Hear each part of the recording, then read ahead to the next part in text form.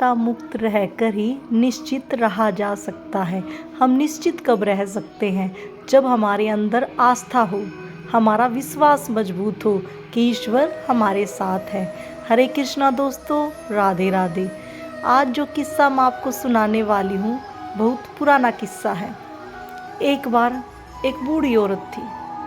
वह औरत अपने पोते के साथ रहती थी। पोता बिल्कुल छोटा सा था और बूढ़ी माता के बेटा और बहू की मौत हो गई थी। तो अब बूढ़ी मैया वृद्ध हो रखी थी, लेकिन जैसे तैसे अपने पोते का लालन पालन कर लेती थी। अब ऐसे ही बच्चा धीरे धीरे 5 साल का हो जाता है। बूढ़ी माता का पोता 5 साल का हो गया था। अब बूढ़ी माता को ये तो समझ में आता था कि इनके पोते को शिक्षा की ज़रूरत है, लेकिन इन बूढ़ी माता के पास पैसे धन बिल्कुल नहीं था। पढ़ाई होती कैसे? तो इस महिला ने एक बात सुन रखी थी कि एक गुरुजी हैं जिनसे प्रार्थना करने से फ्री में पढ़ाई करा देते हैं, शिक्षा दे देते हैं।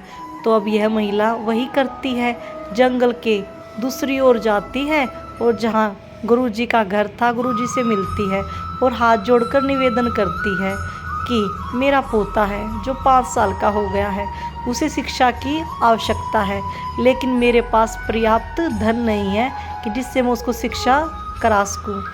तो इनके निवेदन करने पर गुरुजी ने कहा कि ठीक है, आप अपने पोते को भेज देना, मैं मुफ्त में शिक्षा करा दूँगा। तो अब बूढ़ी मैया ने सोचा, महिला ने सोचा कि अच्छा है, शिक्षा हो जाएगी, लेकिन मन में एक डर था।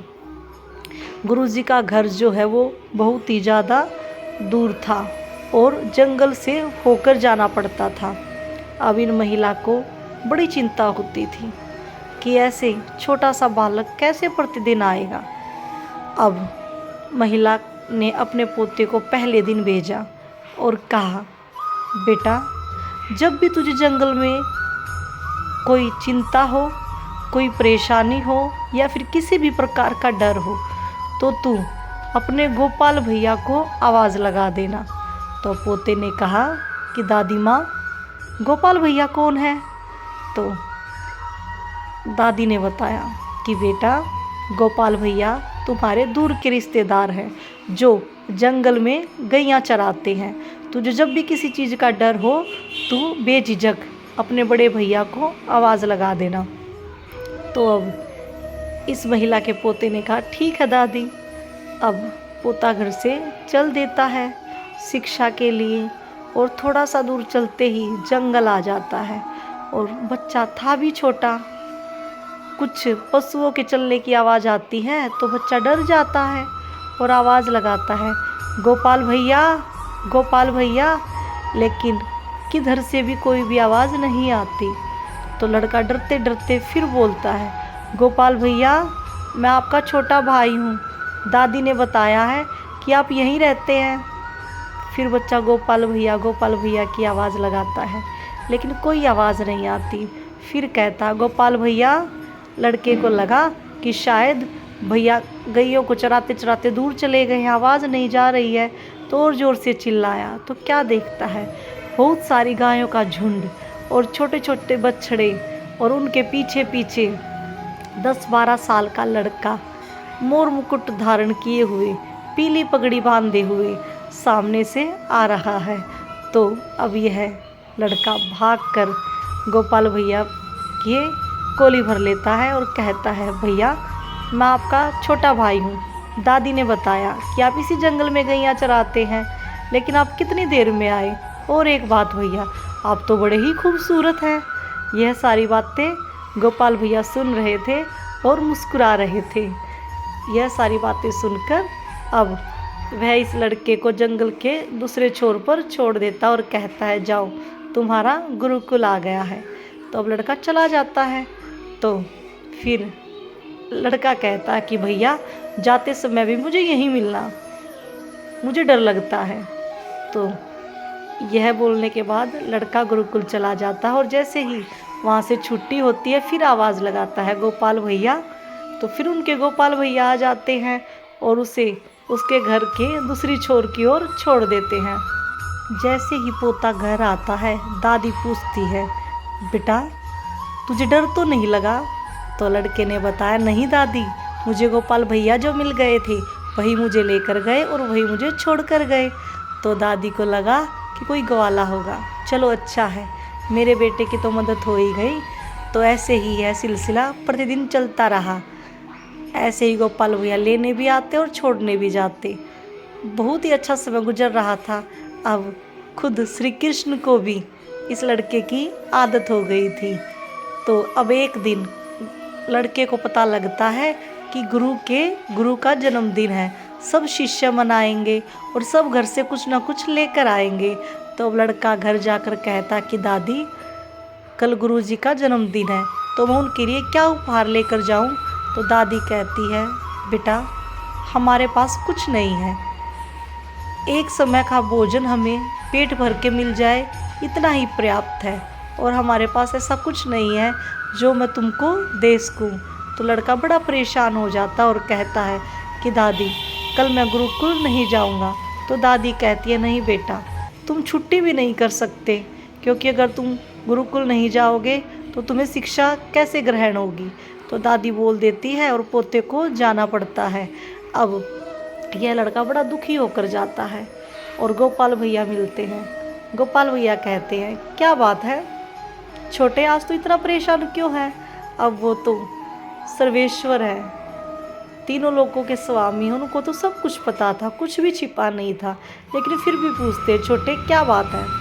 छोटे ने सारा वृत्तांत सुनाया कि गोपाल भैया आज मेरे गुरुजी का जन्मदिन है, लेकिन मैं उसके लिए कुछ नहीं ले जा सकता हूँ, क्योंकि हमारे पास पर्याप्त धन नहीं है और सब बच्चे कुछ ना कुछ लेकर आएंगे, मैं क्या लेकर जाऊँ, मेरे पास कुछ नहीं है।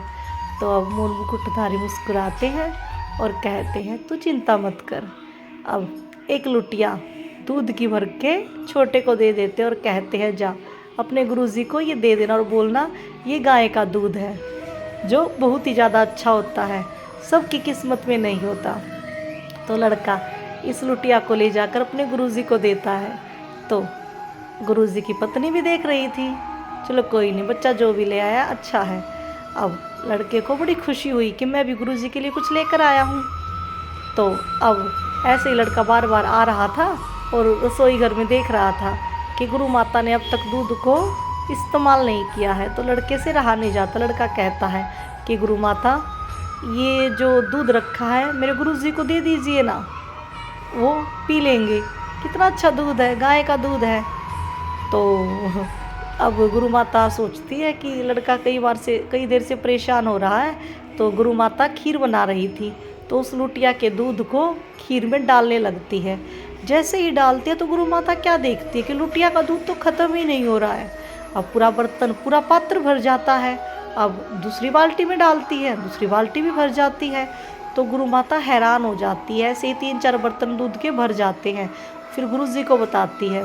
तो गुरुजी ने लड़के से पूछा कि बेटा तुम ये लुटिया का दूध कहाँ से लेकर आए? तो अब लड़के ने बताया कि गुरुजी मेरे गोपाल भैया हैं, जो मुझे लेने और छोड़ने के लिए आते हैं, उन्होंने मुझे ये लुटिया दूध की दी और कहा गुरुजी को दे देना और बताना कि गाय का दूध बहुत अच्छा होता है, बहुत स्वादिष्ट होता है, सबको नहीं मिलता। तो अब ये तो गुरुजी थे, तो इनकी समझ में सब आ गया था कि कौन है, किसने ये दूध दिया है।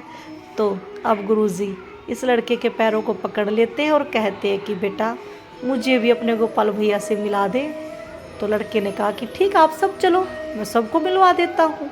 अब गुरुकुल के सारे शिष्य, गुरु माता और गुरुजी सब चल देते लड़के के साथ। लड़का आवाज़ लगाता है, गोपाल भैया, लेकिन गोपाल भैया नहीं आते। एक बार फिर लगाता, गोपाल भैया देखो मेरे गुरुजी और मेरे मित्र आए हैं आपसे मिलने के लिए, आप आ जाओ। तो एक आवाज़ आती है कि नहीं छोटे, मैं तुम्हारे लिए आता हूँ, मैं इन सब को दिखाई नहीं दूंगा। तो लड़का कहता, भैया ऐसे तो मुझे ये झूठा समझेंगे, आपको आना ही पड़ेगा। तो ऐसे श्री कृष्ण मुस्कुरा रहे होते हैं और कहते हैं, नहीं छोटे, मैं सबसे नहीं मिल सकता। लेकिन छोटा कहता, नहीं भैया आपको आना ही पड़ेगा, नहीं तो मैं झूठा बन जाऊंगा। तो अब श्री कृष्ण कहते हैं, छोटे, मैं इन सबको एक प्रकाश पुंज में दिखाई दूंगा, सिर्फ तुम मुझे देख सकते हो। तो सब देखते हैं, एक बहुत बड़ी ज्वाला, बहुत बड़ा प्रकाश जो सबको दिखाई दे रहा था, जिसके सामने सब नतमस्तक हो गए थे। श्री कृष्ण को साक्षात देख सकता था और देख रहा था कि कितने सुंदर है, ये तो श्री कृष्ण है। तो लड़का बड़ा ही खुश था। तो दोस्तों, ये बचपन में हम सबको कहा जाता है कि बेटा डरना मत, ईश्वर तुम्हारे साथ है। अगर हमारा विश्वास मजबूत होता है तो ईश्वर हमारे साथ होते हैं, जैसा इस लड़के के साथ हुआ। दादी ने कहा, बेटा तू डरना मत, गोपाल भैया मिलेंगे। लेकिन लड़के का विश्वास कितना मजबूत था, बहुत मजबूत था। तो उनको गोपाल मिले। लेकिन हमें बताया जाता है कि ईश्वर तुम्हारे साथ है, तुम डरना मत, हर परिस्थिति में साथ है। हम कितना मानते हैं, अगर हम नहीं मानते हैं तो नहीं है। अगर हम ये बात मानते हैं कि ईश्वर हमारे साथ है, तो आप विश्वास कीजिए वो हमारे साथ ही हैं। और हमारे लिए भी श्री कृष्ण इंतज़ार कर रहे हैं कि कब हम ये बात मानेंगे कि ईश्वर हमारे साथ है और वो कब हमारे साथ होंगे। तो दोस्तों, कभी भी अपने बच्चे को बताओ तो पूरे विश्वास के साथ बताना कि ईश्वर तुम्हारे साथ है। बच्चे का विश्वास मजबूत होना चाहिए, तब ईश्वर उनके साथ ज़रूर मिलेंगे। अगर उनका विश्वास मजबूत नहीं है, आपका ही मजबूत नहीं है, तो बच्चे का कहाँ से मजबूत कर पाओगे। तो दोस्तों, अगर हमारा विश्वास मजबूत है तो श्री कृष्ण हमारे साथ ही हैं। आज के लिए बस इतना ही। तो मिलते हैं अगली वीडियो में। बोलिए श्री कुंज बिहारी श्री हरिदास। राधे राधे।